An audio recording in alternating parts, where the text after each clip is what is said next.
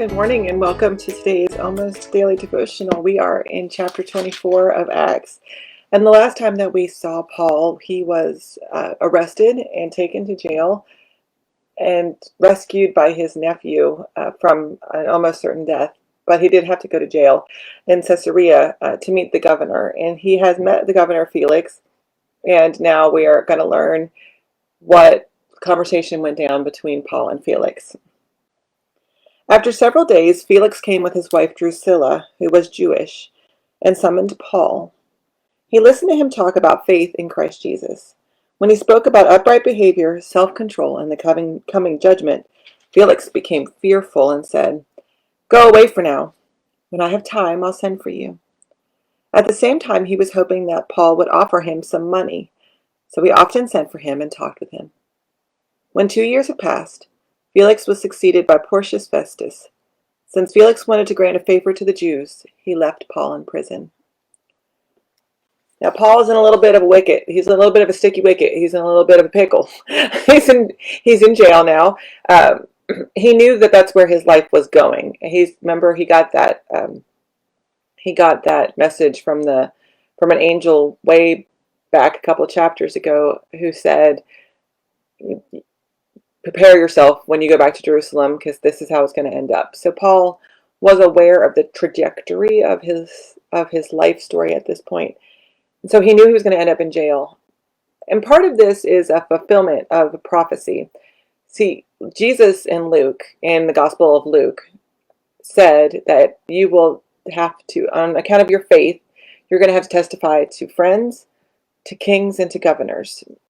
And so this is Paul's opportunity to testify to kings and governors. This is a governor. We're going to see how Paul testifies to a king in the next chapter. Now he's in jail for 2 years. 2 years, and that's a long time. And he testifies. He meets with the governor regularly. He was looking for a bribe because that's how things were done there then. And it's still done often in many places where there's, corruption like that. You pay the governor a bribe and he lets you go, right? But Paul chooses to stay in jail. And Paul writes in jail 4 of his most famous letters. He writes Ephesians and Colossians and Philippians and Philemon.